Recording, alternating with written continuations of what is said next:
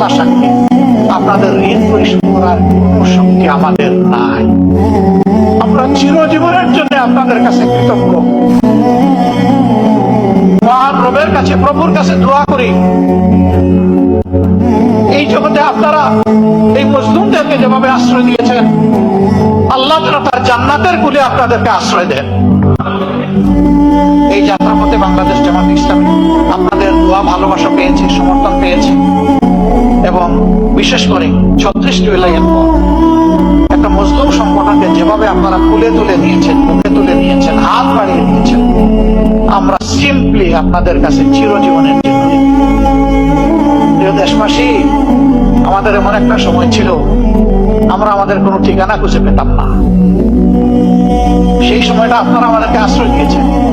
আমাকে একবার রিমান্ডে জিজ্ঞেস করা হলো যে আপনার সর্বশেষ অ্যাড্রেসটা কি একটু বলবেন। আমি বললাম কোনটা বলবো? বলে যে কোনটা মানে? আমার তো শত শত অ্যাড্রেস।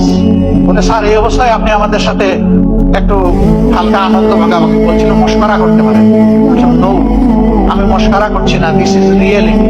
বলছিল আপনি কি একটু বুঝিয়ে বলবেন আপনি কিভাবে শত শত বাড়ির এবং ঠিকানার মালিক?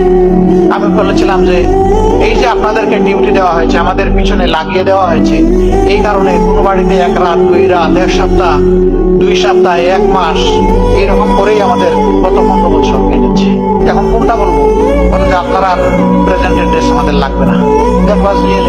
আমাদেরকে আশ্রয় দেওয়ার মানে ছিল নিশ্চিত ভাবে জীবন, ইজ্জত এবং সম্পদের ঝুঁকি নেওয়া। আমাদেরকে ধরতে গিয়ে আশ্রয়দাতাকে ধরেছে, আমাদেরকে ছেড়ে দিয়েছে, কিন্তু ঝাল মিটিয়েছে আশ্রয়দাতার উপর। তুমি কেন এদেরকে আশ্রয় দিলে? That was the reality of Bangladesh. এই সময় আমাদেরকে তারা আশ্রয় দিয়েছে, আমাদের দিকে হাত বাড়িয়ে দিয়েছেন, সান্ত্বনা দিয়েছেন, সাহস জুগিয়েছেন, দোয়া করেছেন। আল্লাহ সাক্ষী, আপনাদের ঋণ পরিশোধ করার কোন শক্তি আমাদের নাই। আমরা চিরজীবনের জন্য আপনাদের কাছে কৃতজ্ঞ। মহান রবের কাছে, প্রভুর কাছে দোয়া করি, এই জগতে আপনারা এই মজলুমদেরকে যেভাবে আশ্রয় দিয়েছেন, আল্লাহ যেন তার জান্নাতের কুলে আপনাদেরকে আশ্রয় দেন। প্রিয় দেশবাসী, আপনাদের এই ঋণ আমরা পরিশোধ করার জন্য সামান্য চেষ্টা এই দুনিয়ায় চালাতে চাই। যে দুর্নীতি আর দুঃশাসনের কবলে চাপা পড়েছিল প্রিয় বাংলাদেশ, ওই চ্যাপ্টা বাংলাদেশ থেকে আমরা একটু টেনে উঠাতে চাই। সেদিন যেভাবে হাত বাড়িয়ে দিয়েছিলেন, আজকেও আশা করি আপনারা আমাদের দিকে হাত বাড়িয়ে দেবেন। ইনশাআল্লাহ আমরা সবাই মিলে ভালো থাকতে চাই। আমাদের সন্তানদেরকে, আগামীর প্রজন্মকে কথা দিতে চাই, ছেলে হোক মেয়ে হোক, সবার প্রতি আমাদের একই কমিটমেন্ট।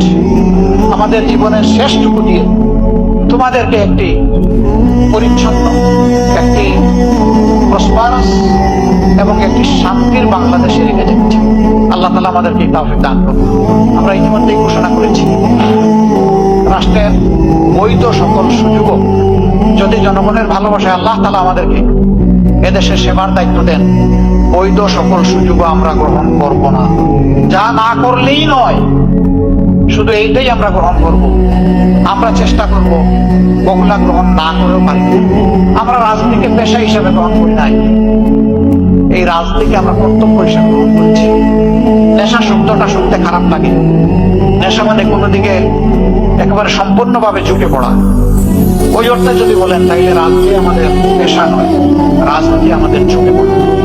এবং আমরা দুনিয়ায় রাজনীতি করি না কোনো পদ পদবীর জন্য, সম্পদকে ফুলিয়ে ফাঁপিয়ে বড় করার জন্য। আমাদের রাজনীতি সার্থক হবে যদি জনগণের চোখের পানি চেপে গিয়ে টুকটের কোনায় সামান্য একটু হাসি ফুটে ওঠে। এটি হবে আমাদের রাজনীতি।